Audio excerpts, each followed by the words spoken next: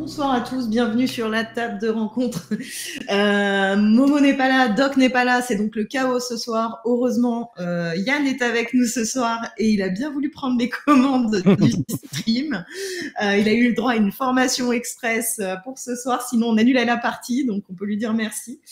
Et puis avec nous aussi Ulysse ce soir, qui n'est pas aux commandes du stream, mais qui est là, et c'est très bien parce que c'est quand même vachement bien que nous, au moins 2 sur des 3 frères Corvus soient présents ce soir. C'est ça. Toujours au rendez-vous pour faire souffrir les bien braves gens de Raven, et puis se faire des petites sorties fraternelles avec des lubies obsessionnelles de toute nuance de noir.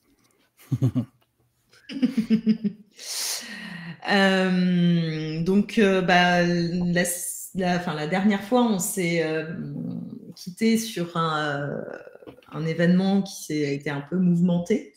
Donc, vous avez eu le plaisir d'assister à un bal de charité. Enfin, un bal, pas un bal, pardon. J'ai fait un mix entre les deux scénarios. Un événement de charité. On a plus le temps.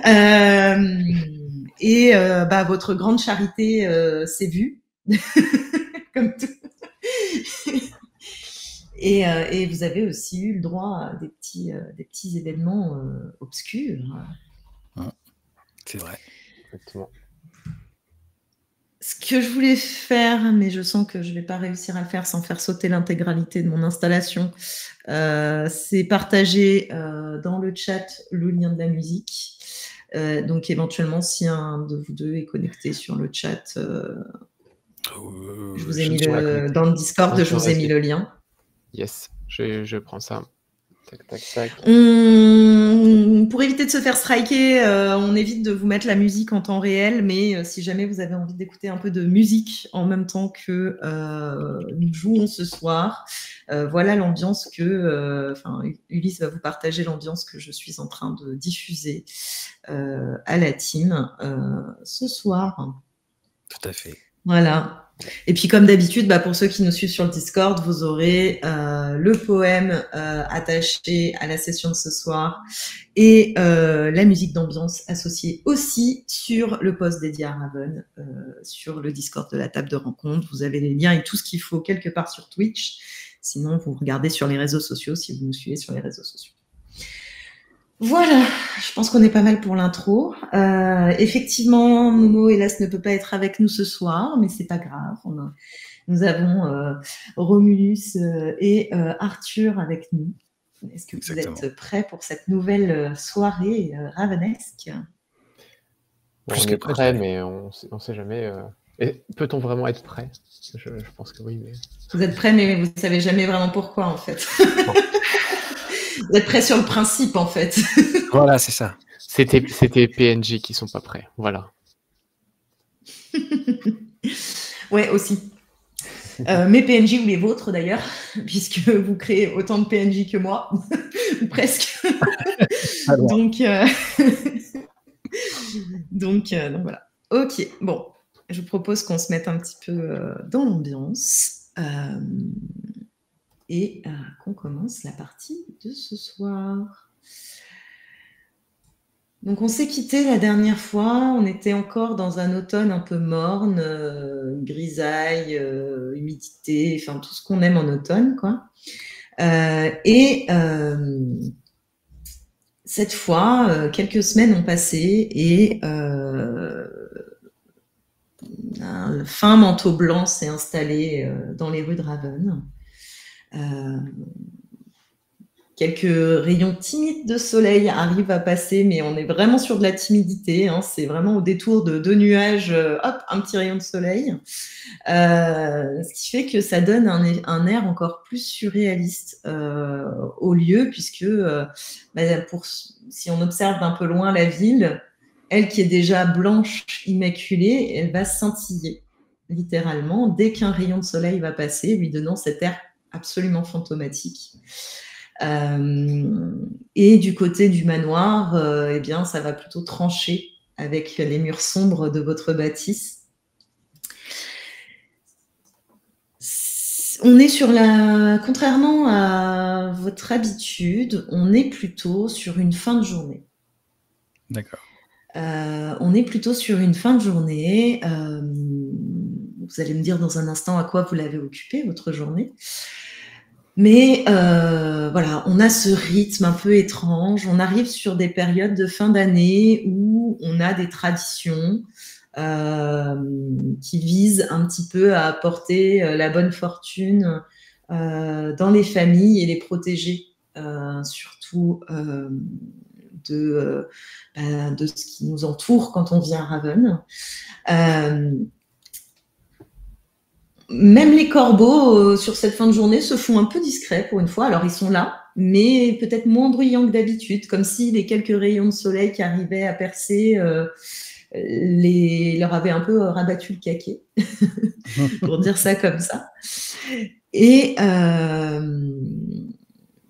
Et du coup, tout le monde dans la maison va qu'un peu à ses occupations. Au détour des couloirs, on va voir quelques serviteurs en train de lutter constamment contre la poussière, contre les toiles d'araignée, contre tout ce qui peut un petit peu s'infiltrer, peut-être un peu d'humidité dans les coins un petit peu moins bien entretenus du manoir, voilà, des choses comme ça.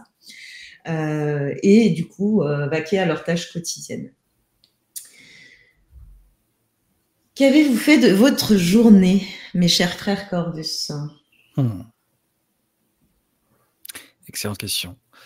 Juste pour savoir, en termes de temporalité, on est la journée après l'événement de charité ou quelques jours après?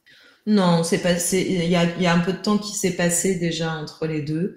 On arrive dans le courant dans les débuts de l'hiver. Donc on a bien 2 semaines, 3 semaines qui sont passées. Ok, d'accord.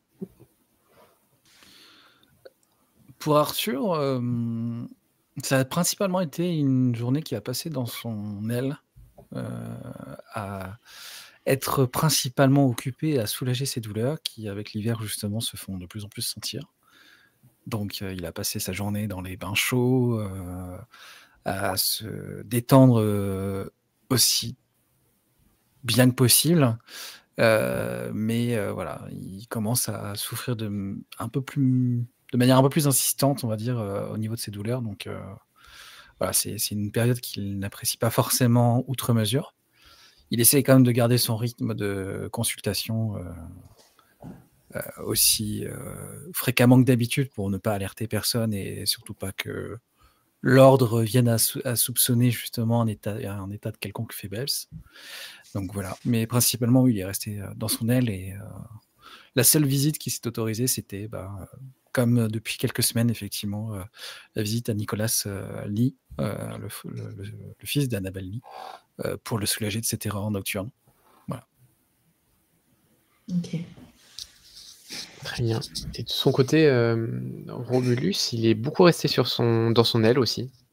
Il s'est mis à peindre énormément. En fait, et comme beaucoup de ses actions, ça vire à une obsession compulsive qui lui prend facilement 90% de son temps. Hein. Il va sortir parfois de son aile seulement pour aller se nourrir, enfin quand il est convoqué au repas ou quand il est convoqué tout court, ou alors par moment quand même parce qu'il veut pas perturber les chats, il va sortir de son aile avec du coup une toile enrobée qui va balancer rageusement contre un arbre ou dans un lac ou dans des ronces. Et bon, ça va être après rangé par les serviteurs, mais voilà, il passe son temps à peindre en attendant de peindre quelque chose qui ne sera pas vraiment son intention première, comme ça s'est passé là, comme ce qu'il a découvert au gala de charité. Mais ça ne marche pas. Il essaye de peindre, il s'est dit tiens, mais quel est le tableau que j'avais peint pour déclencher cette peinture que je n'avais pas vue. Donc il essaye de peindre des choses qui vont déplaire à ses parents. Enfin voilà, il essaye vraiment de remettre en place le processus créatif qu'il a vu la première fois. Et puis une fois qu'il a terminé, il appelle Léonie, donc sa camériste. Voilà, j'utilise le mot que je viens d'apprendre aujourd'hui. Je suis très content. Donc voilà, donc il crie crie pour qu'elle arrive, et voilà, il l'appelle, il lui dit voilà, qu'est-ce que tu vois là? Donc elle lui décrit, elle lui dit que c'est très très beau, etc. Et puis lui, ça l'énerve, il prend tout de suite le truc, il le déchire déjà, et puis il va le jeter, mais loin pour pas faire peur au chat de son aile. Ok, très bien.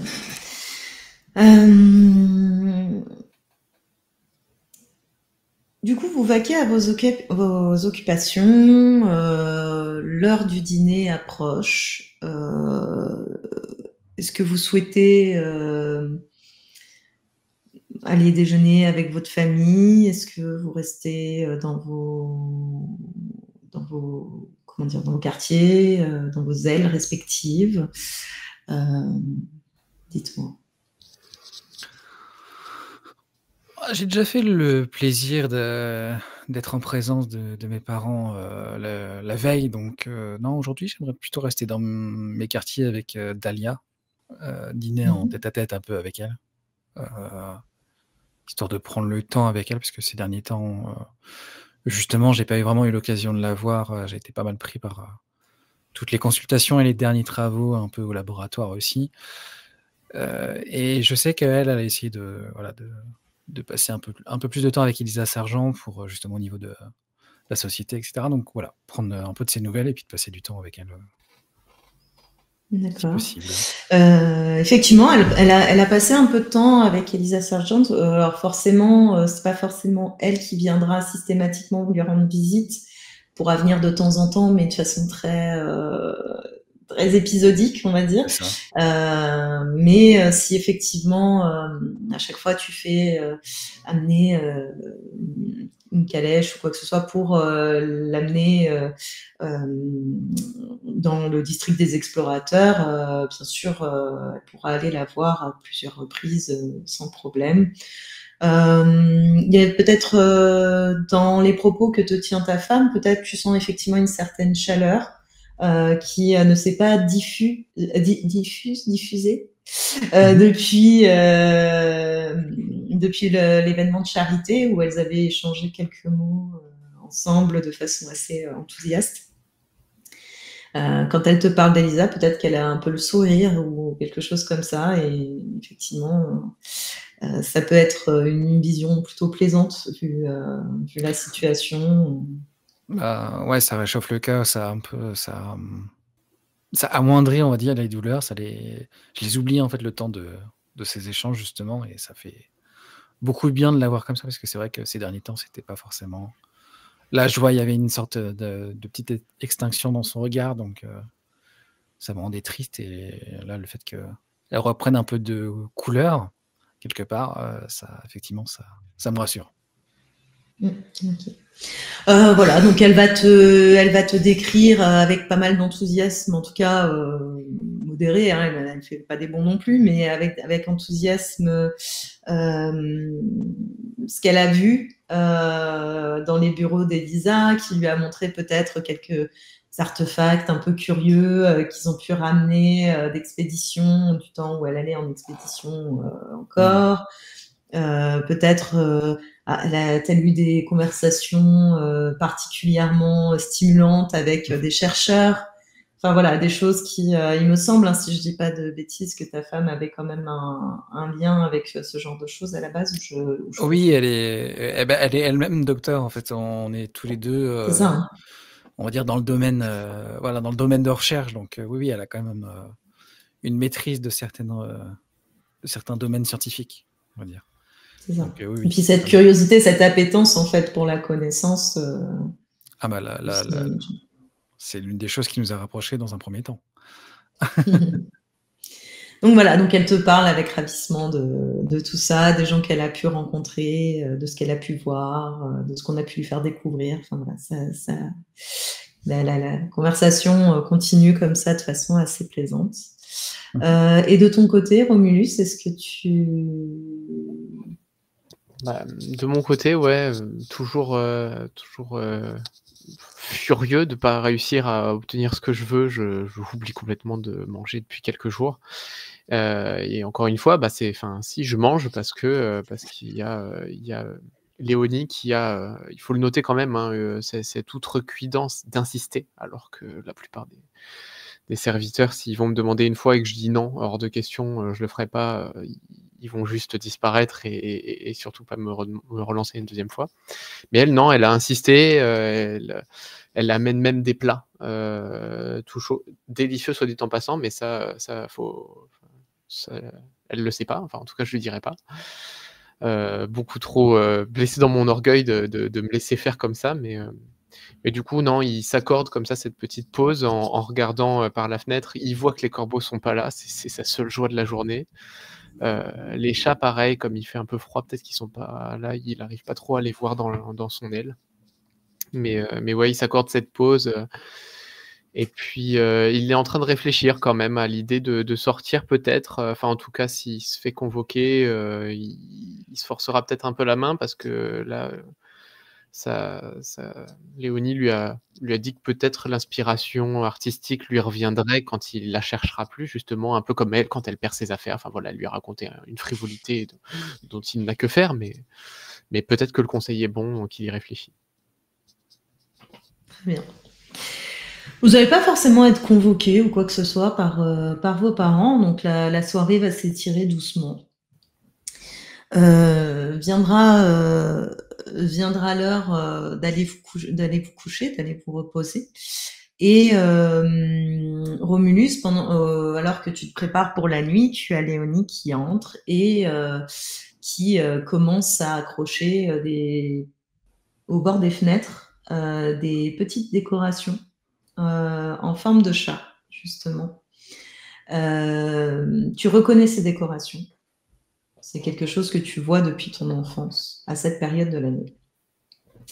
Donc, tu as des chats, tu as des corbeaux, mais qui sont blancs.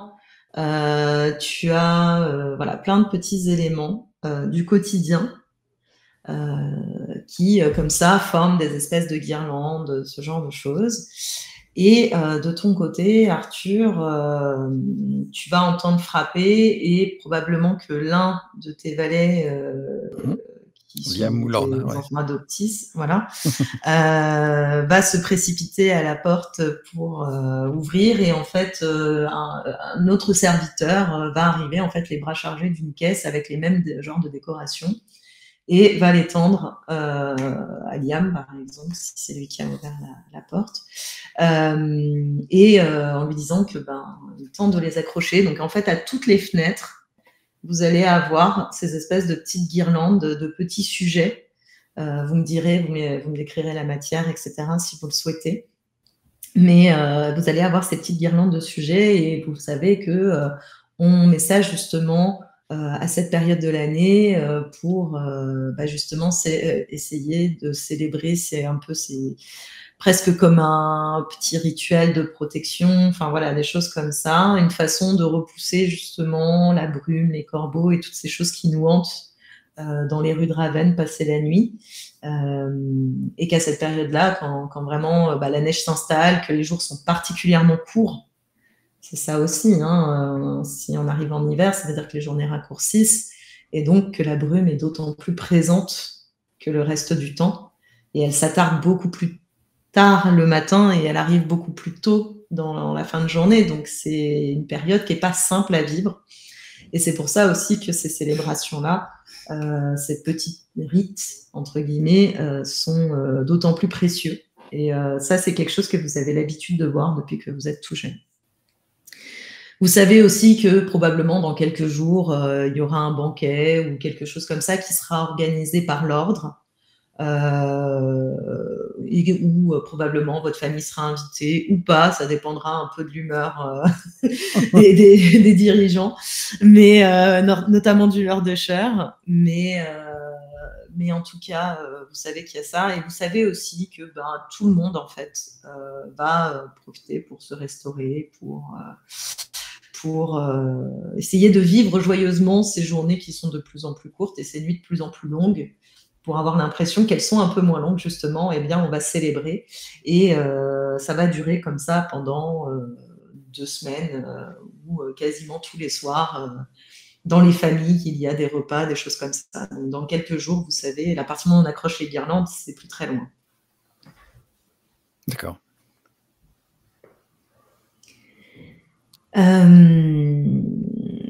Est-ce que vous désiriez faire quelque chose en particulier avant de l'heure du coucher, ou est-ce qu'on continue là-dessus? Du côté d'Arthur,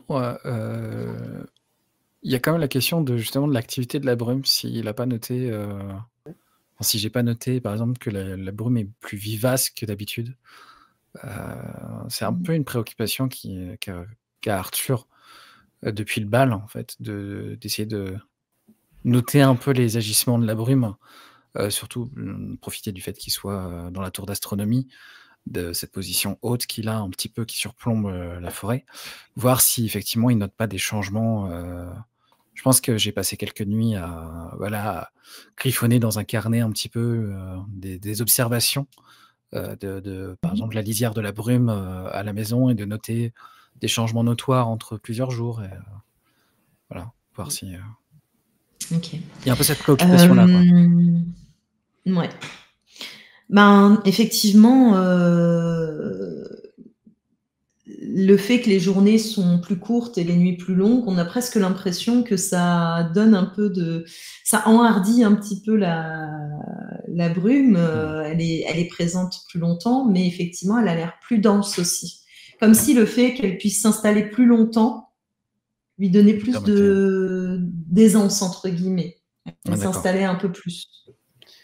Et quand elle régresse en fin de journée, elle régresse peut-être un petit peu moins loin que d'habitude, même si c'est pas forcément visible dans les chemins principaux, les choses comme ça. Les parties, par exemple, de la forêt, du domaine familial, qui normalement sont que pour quelques parties couvertes de brume, là sont peut-être un petit peu plus couverts que d'habitude, où ça va être simplement des minces filets de brume presque invisibles, mais on arrive par moments, si la lumière joue un peu, à les percevoir comme si des espèces de filaments, comme s'ils restaient là sans vraiment aller beaucoup plus, sans vraiment pouvoir prendre plus, mais ils essayent, quoi. Une espèce de résistance en fait qui se sent. Donc c'est ce qu'il va observer particulièrement. Ok, voilà, je vais faire de même ce soir-là et noter un petit peu les observations dans le carnet, et voir ça avant de repartir me coucher pour la nuit. Ok. Ouais, on a un peu les mêmes préoccupations, à ceci près que là, Romulus, c'est plus la vision de l'apparition qu'il y a eu au bal qui l'intrigue. C'est savoir si il se demande s'il y en a un peu plus, justement, avec l'arrivée de l'hiver, s'il y a plus de fantômes qui s'expriment, et à la limite, il va essayer d'accéder à certaines bibliothèques qu'il visite pas beaucoup, pour essayer d'en apprendre un petit peu plus là-dessus, sur le pourquoi véritablement ces souvenirs reprennent forme, et est-ce que justement il y a cette influence de l'hiver, ou est-ce que c'est le fait qu'il y avait beaucoup de personnes et que du coup c'était les souvenirs des gens qui se ravivent et du coup qui font une apparition. Voilà, il essaye un peu de comprendre cette origine-là voilà, notamment d'ailleurs, il espère aussi un peu secrètement y découvrir un lien avec lui, ce qui lui est arrivé, où il a fait apparaître une toile un peu bizarre. Mais voilà, ça l'intrigue là, dernièrement. Il y a deux choses. Il y a des choses que tu as pu déduire, tout comme Arthur d'ailleurs, de votre expérience, tout simplement, parce que c'est pas votre premier hiver à Raven. Effectivement, vous sentez le poids de cette présence, que ce soit la brume et tout ce qui va avec, de l'autre côté, etc., qui presse. Et c'est peut-être pour ça que la brume a plus de mal à se retirer aussi, comme si on poussait un peu aux portes. Probablement aussi pour ça que les gens ont tendance à amener ces petits rites, ces petites traditions pour essayer d'éloigner un peu ça, parce que même une personne lambda, entre guillemets, a ce malaise ce frisson dans le dos quand on commence à être un tout petit peu trop près de la fin d'après-midi, comme si on essayait de l'atteindre sans vraiment pouvoir, qui lui fait peut-être presser un petit peu le pas pour rentrer à la maison. Voilà, ce genre d'émotion-là. Donc ça, c'est quelque chose déjà que tu sais. Cette présence qui se renforce avec l'hiver, avec les nuits plus longues. Au-delà de ça, tu vas trouver dans tes ouvrages effectivement que forcément la présence accrue à cette période-là de l'autre monde, enfin de l'autre côté, pardon, c'est pas vraiment l'autre monde, c'est l'autre côté, le bon terme, peut amener à une connexion avec cet autre côté-là, peut amener aussi à des moments d'introspection, de choses comme ça qui ressortent, qui sont enfouies en nous, en fait. Pas forcément d'introspection au sens volontaire, mais plutôt de résurgence que d'introspection. Peut-être plus le terme approprié. Et effectivement, qui dit une présence accrue de l'autre côté, derrière la brume, veut dire forcément aussi des apparitions un petit peu plus fréquentes, mais très souvent sans grand danger.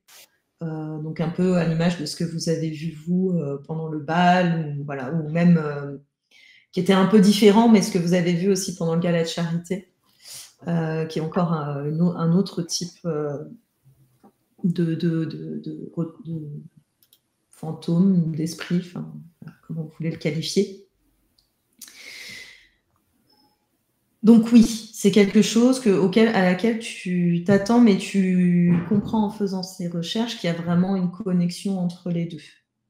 C'est vraiment un lien entre les deux, et que forcément, à l'inverse, quand on arrive vers l'été, tout ça, plus les jours raccourcissent, plus les jours allongent, et cette pression s'allège. Elle est toujours là, mais elle s'allège. Donc c'est vraiment cyclique. Donc ça, c'est vraiment quelque chose qui est peut-être observé au niveau des apparitions, en tout cas, parce que c'est surtout ça qui est peut-être suivi dans le livre que tu es en train de consulter. Ok.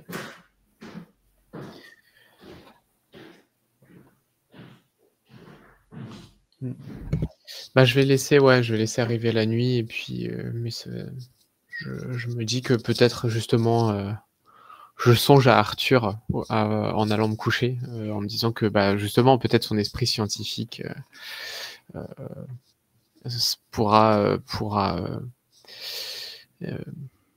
aller de pair avec quelques mots bien placés pour essayer de le rendre un peu plus curieux, et qu'on pourrait peut-être creuser ce sujet-là ensemble. Effectivement, en plus j'ai pensé à quelques trucs pendant l'explication, la description. On verra peut-être ça tout à l'heure. Très bien. Donc vous partez vous coucher. Toi, peut-être, Arthur, de ton côté, peut-être plus que ton frère, tu te fais la remarque que tu n'as pas croisé Alastair aujourd'hui. Tu n'as pas croisé ton père non plus. Peut-être que tu as vu de loin ta mère, mais au final, le manoir, et puis tu n'as pas croisé Romulus, a priori.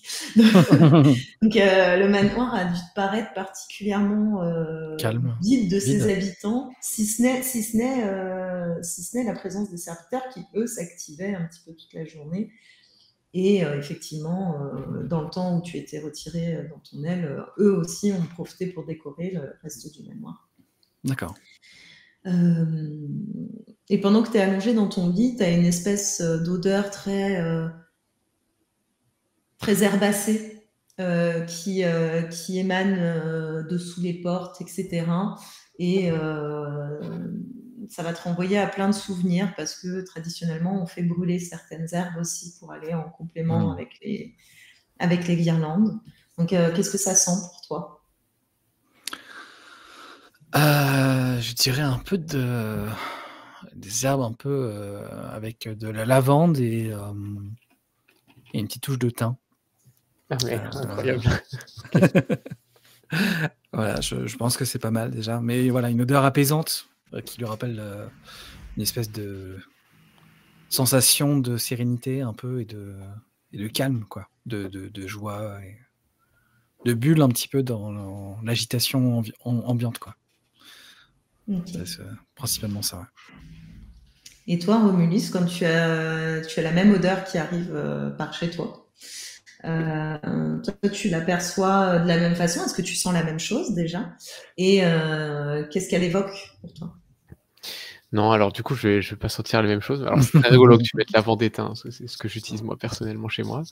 Mais du coup, non, moi, c'est des odeurs d'encens et donc vraiment l'encens religieux du coup, et de sauge.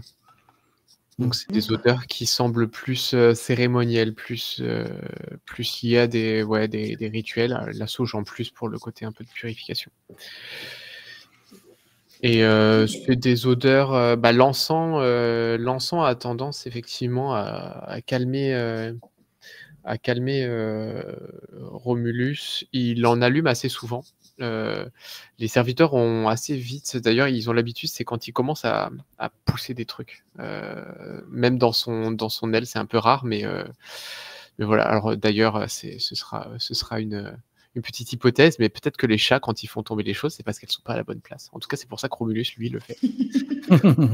Maintenant, la bonne place à leurs yeux, mais voilà, c'est des trucs que là, dès qu'il est un peu stressé, c'est encore pire. Au millimètre près, si ça va pas, il le fait tomber parce que voilà, il va quand même pas le mettre lui-même à la place qu'il faut. Non, c'est pas à sa place. Donc il le dégage. Donc là, ouais, il y a aussi de l'odeur d'encens qui est bienvenue, qui doit même rassurer les serviteurs de l'aile. Ok, très bien. Ce qui est marrant, c'est que vous savez pas vraiment ce qu'ils font brûler en fait. Alors, est-ce qu'ils font brûler des choses différentes en fonction de l'endroit où ils sont dans la maison, ou est-ce qu'ils font brûler une seule chose, mais elle est perçue différemment par la personne qui le sent? Intéressant. Tout le mystère. Vous avez jamais osé leur poser la question, peut-être? C'est ça. Regardez quelques mystères pour nous. Ou alors, si vous avez essayé, peut-être qu'ils vous ont répondu un peu vaguement. Il paraît qu'il ne faut pas trop embêter les serviteurs. Vous êtes donc tous les deux allongés. Pardon. Oui. On pense qu'ils sont serviteurs, mais moi, je trouve quand même que c'est un peu eux les vrais maîtres de la maison. Il ne faut pas trop les embêter. Ils ont le droit de vous attraper un peu limite par l'oreille pour vous... c'est un peu... Tout ça n'est qu'une cage dorée d'illusions, au final. Voilà, c'est ça. Donc, vous êtes tous les deux allongés dans vos lits, vous laissez porter par ces odeurs qui sont agréables et apaisantes, quelles qu'elles soient. Et puis, Romulus, peut-être toi aussi, Arthur, vos regards se portent sur ces petites figurines qui ont été accrochées aux fenêtres. Et puis, vous allez vous laisser bercer par ça jusqu'au moment de vous endormir. Romulus, tu te réveilles, mais les lieux autour de toi sont légèrement différents. C'est toujours ta chambre, c'est toujours ton lit, mais peut-être que certains éléments sont différents. Il est possible qu'au coin d'une pièce, quelques jouets traînent, qu'une peluche siège sur ton lit, en forme de chat, peut-être. Et quand tu observes tes mains, elles sont beaucoup plus petites. Ok. Un peu comme celle d'un enfant. Ok. La pièce, elle est comment autour de toi? Effectivement, alors il y a déjà pas mal d'éléments qui ressemblent à ce qu'il y a dans mon aile, parce qu'il y a déjà des petits mobiliers un peu partout, mais là qui sont plus des mobiliers pour les enfants que des jouets pour les chats. Mais il y a effectivement beaucoup de décors, beaucoup de petites babioles qui ressemblent déjà à ce que Romulus a installé dans son aile. Donc sans doute que c'est quelque chose que consciemment ou non, il va préserver ce petit côté, ce petit cadre de son enfance.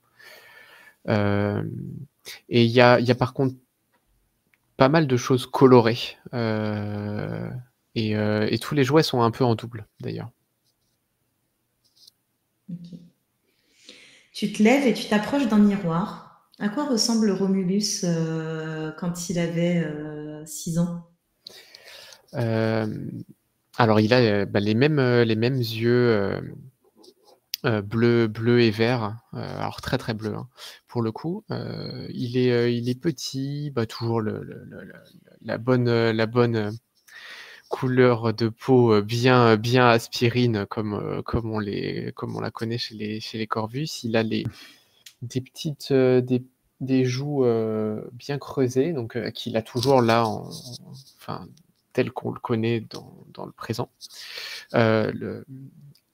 À ceci près, par contre, qu'il a alors des cheveux très très bien coiffés aussi, mais il a les cheveux très très noirs, hein, comme des cheveux comme les cheveux de tous les membres de la famille Corvus. Il n'est pas du tout blond quand il est petit. Ok. Arthur, tu te réveilles à ton tour. Dahlia n'est pas à tes côtés. Toi aussi, ta chambre, elle est légèrement différente. Tu es peut-être un petit peu plus vieux. Je ne sais pas exactement combien vous avez d'écart, mais voilà, on envisage peut-être un enfant un peu plus grand, peut-être pré-ado ou quelque chose comme ça. Je ne sais plus exactement les écarts 3-4 ans. visuels, en tout cas, qu'il peut y avoir entre vous. Donc oui, s'il a 6 ans, ouais, t'arrives vers la préadolescence. Voilà. Effectivement, tes pieds vont peut-être pas aussi loin sous les draps qu'avant. À quoi elle ressemble ta chambre à toi, ton aile à toi, à cet âge-là? À cet âge-là, déjà, mon aile n'est pas la tour d'astronomie à proprement parler. C'est une chambre qui est un peu attenante à la tour d'astronomie. C'est pas encore la tour d'astronomie qui était laissée vacante, mais où ses parents lui interdisaient de prendre possession des lieux quelque part. Donc c'est plutôt une chambre assez simple, même s'il y a un petit cabinet, il y a une petite coiffeuse dans la pièce, avec aussi un espèce de paravent où il peut se changer. Mais ça reste une chambre qui est assez neutre finalement, qui est pas très décorée, qui est assez simple. Enfin, simple. Évidemment, la décoration baroque du manoir reste là, mais disons qu'il n'y a pas cette profusion de jouets comme il peut y avoir dans la chambre de Romulus, par exemple. Ça reste vraiment des choses assez simples. Il y a déjà un bureau, un secrétaire, pardon, avec plein d'empilements de feuillets un peu qui sont là avec une plume. En fait, il passe beaucoup de temps à écrire, principalement à se poser des questions sur le monde. Et voilà, il est plutôt, pas studieux, mais voilà, il passe moins de temps à jouer en tout cas, clairement. Et il a cette espèce de lit à baldaquin qui quand même occupe une bonne place dans la pièce, qui est trop grand pour lui, d'ailleurs. Mais voilà, c'est quelque chose d'assez simple et avec 2 fenêtres peut-être, mais pas plus, dans la chambre. Vous clignez des yeux et l'instant d'après, vous êtes dans la salle à manger. Vous êtes à table avec votre mère. Alastair n'est pas là, votre père n'est pas là. Vous êtes en train de manger. On est à peu près à la même période que ce qu'on a décrit un peu plus tôt. Donc vous voyez ces décorations un petit peu partout dans la maison. Le repas a l'air assez fourni. Et puis votre mère, malgré ses airs un peu rêvêches, vous parle avec une certaine tendresse au final, même si elle est toujours aussi rigide dans son attitude physique. Le ton de sa voix est beaucoup plus, peut-être un peu plus doux que ce que vous avez l'habitude d'entendre maintenant que vous êtes adulte. Mais en tout cas, voilà, vous avez cette voix qui vous réconforte autant qu'elle vous fait peur parfois. Et elle vous parle un petit peu du quotidien, elle vous demande comment se sont passées vos leçons avec l'orthononneur, etc. Elle s'enquiert un petit peu de tous ces éléments-là. Il n'y a pas très longtemps, vous aviez effectivement eu une inspection de votre gardien. D'ailleurs, votre mère vous indique qu'il devrait passer un petit peu plus tard, peut-être demain, ou peut-être le jour d'après, mais que, a priori, son inspection de la veille lui a demandé de revenir. Comment vous percevez votre mère à ce moment-là? Alors, ouais, j'ai une petite question justement à ce propos. C'est que, est-ce que, donc là, on revit des scènes, on a encore conscience, alors parce que nos corps le soient ou pas, j'imagine que nos corps vont agir peut-être comme on le faisait enfant, enfin, que toutes nos actions vont être des actions d'enfant, mais est-ce que nous, est-ce qu'on a conscience, alors pas forcément de rêver, mais on a toujours nos pensées d'adultes, même si la scène qui se joue, on est enfant? Non, absolument pas. Là, c'est vraiment on vit. Ok. Vous êtes de retour en enfance. Parfait.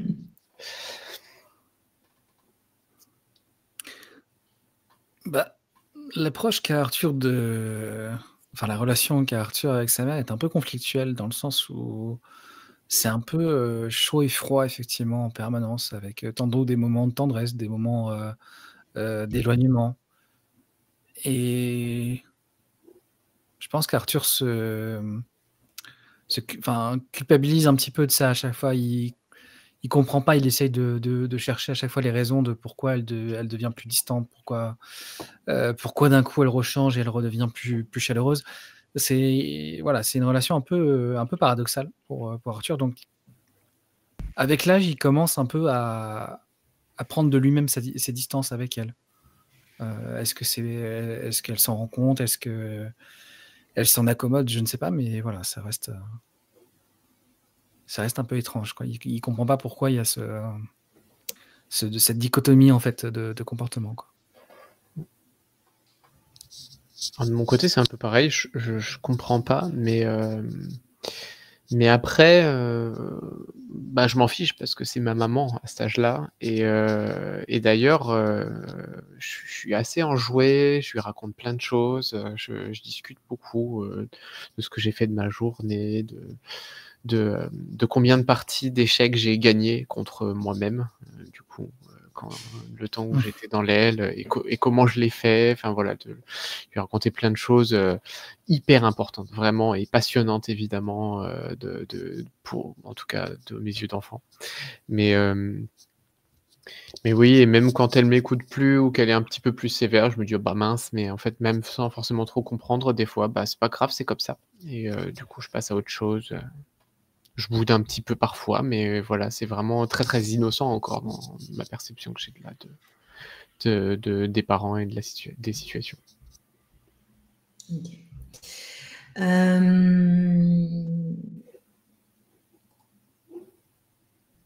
Vous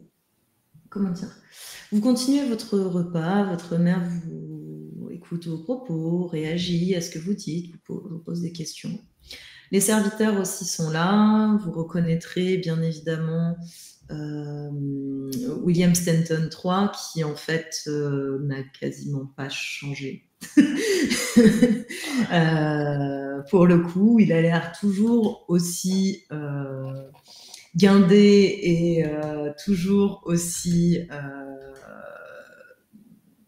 grisonnant, et il n'est pas particulièrement différent. Il fait le service, il amène une lettre à votre mère, voilà, il fait sa petite vie. Et puis, arrive la fin du repas et vous avez Kathleen Benjamin, qui est votre gouvernante, qui arrive et puis qui qui vous attrape un petit peu par les mains, etc., pour vous emmener, vous dépenser un petit peu dans les jardins du manoir, parce que vous êtes des enfants, et les enfants, il faut que ça court un petit peu, il faut que ça s'aère, ça fait les poumons, tout ça, tout ça. Vous voilà donc dans le jardin du manoir. Est-ce que vous aviez un endroit où vous aimiez aller jouer particulièrement, ou quel était votre rapport peut-être avec ces sorties, ces sorties rituelles presque? Il y a de la neige au sol, on est bien à la même période de l'année. Donc on vous a emmitouflé dans des fourrures et dans des choses comme ça pour vous tenir un petit peu au chaud et éviter que l'humidité et le froid ne vous transpercent de trop. Alors moi, j'ai un endroit fétiche depuis toujours dans le jardin, c'est le fameux labyrinthe végétal. Même si j'ai l'interdiction formelle d'y aller, ça c'est peut-être quand même un des grands conflits que j'ai eu, parce que je m'y perdais souvent. Mais il y a il y a la petite fille, il y a une petite fille blonde qui m'a aidé une fois à en ressortir. Mais ça, quand j'ai raconté ça à maman justement, elle m'a dit formellement de plus jamais retourner dans le labyrinthe. Donc ça m'embête parce qu'en plus là il fait froid. Donc j'ai sans doute essayé de dégoter une petite couverture pour l'amener dans le labyrinthe au cas où, parce que la petite fille elle dit qu'elle reste qu'elle vit ici, qu'elle est dans le jardin végétal. Donc là voilà, ce serait pas cool quand même déjà que j'ai plus le droit d'aller la voir, si en plus elle attrape froid. Mais oui, ça reste, même si je vais encore me faire choper comme d'habitude, mais ça reste un petit peu l'obsession. D'accord. Et Arthur, est-ce que tu suis ton frère? Est-ce que tu fais ta vie de ton côté? Oui, de mon côté, j'ai un peu cette curiosité. Alors, moi, de mon côté, j'ai par rapport au présent, on va dire, quand j'étais plus jeune, j'avais beaucoup l'habitude de me dépenser, effectivement, de courir, d'escalader aussi le manoir pour essayer d'atteindre des pièces un peu délabrées, mais qui sont hors de notre portée à l'intérieur. Enfin, voilà, ce genre de choses. Et puis d'aller un peu en forêt, avec prudence, bien sûr, pour éviter la brume. Mais voilà, il y avait ça. Ma première pensée, c'est quand même de me dire: «Tiens, c'est bizarre qu'Alastair soit pas avec nous, ce matin». Enfin, ce matin, cet après-midi. À peu près, si je veux pas non plus avancer le temps trop, mais voilà. Et puis oui, au bout d'un moment, je me dis: «Mais c'est pas vrai, Romulus, il est pas retourné là-bas quand même». Bah si, forcément, il est retourné là-bas. Bon. Sinon, si je m'en occupe pas, personne va s'en occuper et on va se retrouver encore avec une engueulade avec la mère. Donc allez, on va aller le chercher. Et du coup, je me mets sur sa trace, effectivement, en allant vers le labyrinthe végétal. Ok.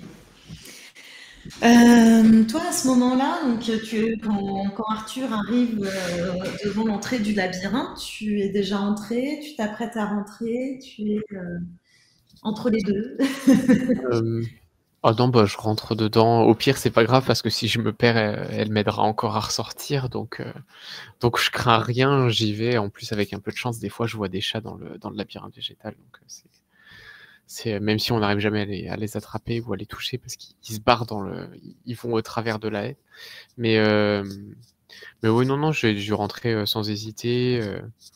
Limite même le pire comble de discrétion, mais bon, enfin voilà, à mon âge c'est normal. Je sifflote ou je fais encore des ah mince zut quand je me salis les bottes. Donc tu dois entendre pas loin et me rattraper très très vite avec des oh là là mais maman elle va me gronder, j'ai plein de boue sur la chaussure. Vu que ton frère est absolument pas discret, effectivement, tu vas le retrouver assez facilement. Peut-être que toi-même, tu t'es hasardé peut-être une fois, tu vois un peu un peu les dédales, ou en tout cas, tu l'as peut-être observé aussi un petit peu de haut si tu as l'habitude de grimper, etc. Donc, c'est ça. Peut-être que les premiers mètres, après, ça devient vite inextricable, un peu dans tous les sens, mais au moins les premiers mètres sont peut-être un petit peu familiers. Tu les as peut-être un peu presque inconsciemment cartographiés à force d'observer en hauteur un peu tout le domaine, etc. Donc effectivement, tu vas retrouver ton frère avec sa couverture dans les bras et ses bottes un peu crottées, en train de ronchonner sur le fait qu'il va se faire encore gronder par maman.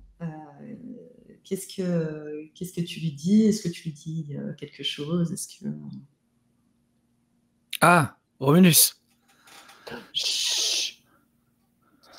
Tu vas faire partir les chats, après je peux plus les suivre. Et tu sais bien que les chats vont et viennent. T'auras l'occasion de les voir aussi au manoir. Bah oui, mais là, Qu'est-ce que c'est tu les fais chats là du jardin. Bah, je voulais apporter une couette à Hélène, elle va attraper froid. Écoute, je sais que tu penses qu'elle existe, qu'elle est là, mais tu sais aussi bien que moi que maman nous a interdit que tu viennes ici. Ouais, Déjà, ah oui, si mais un des serviteurs nous voit... non, non. bah, Penses-tu Je te fais un petit clin d'œil. T'en fais pas, frérot. J'ai bien pris soin de masquer mes traces. Regarde, et je sors aussi de l'autre côté, enfin c'est emmitouflé dans la couverture, mais t'as une branche avec des feuilles. Et ouais, j'ai avancé en marche arrière, et j'ai frotté comme ça la petite neige. Tu veux dire, t'as bien couvert tes traces comme celle qui est là-bas, et je lui pointe une trace quelques mètres plus loin qu'il a oublié d'effacer dans la précipitation. Ça c'est pour brouiller les pistes, t'occupe pas. Tu crois que je t'ai retrouvé comment, Romy? Ouais, c'est vrai, c'est à comment tu m'as retrouvé? Bah, je t'ai vu, je t'ai observé. Tu sais, moi tu j'aime bien m'espionnes. grimper là-haut sur le perchoir, comme les chats, justement. Donc tu m'espionnes, c'est ça? Bah pour te faire pardonner, tu vas m'aider à aller au centre pour mettre une couverture. Allez. Tu vois qu'Arthur hésite. Il Je suis aime sûr que pas. t'as jamais réussi à aller au centre du labyrinthe. Oui, bah alors, forcément, déjà, j'y vais moins souvent que toi, donc oui, j'ai pas réussi. Mais c'est surtout que tu sais très bien que mère veut pas. Enfin, maman. Mais là, en ce moment, je sais pas, elle est bizarre, maman. Si on la déçoit encore plus, j'ai peur qu'elle nous punisse sévèrement. Mais non, non, non, non. Elle m'offre toujours les jouets par deux, tout va bien. C'est pour ça que moi, j'en ai pas, oui. Je lui dirais pardon. Bon, après, tu sais bien que ça me dérange pas, mais voilà. Bon, bah, je te donnerai une peluche. Et en échange, tu m'aides à amener une couette. C'est pas pour C'est moi. plus pour mon âge, tu sais bien. C'est pour être gentil. La charité, c'est très important chez les Corvus, on nous l'a toujours dit.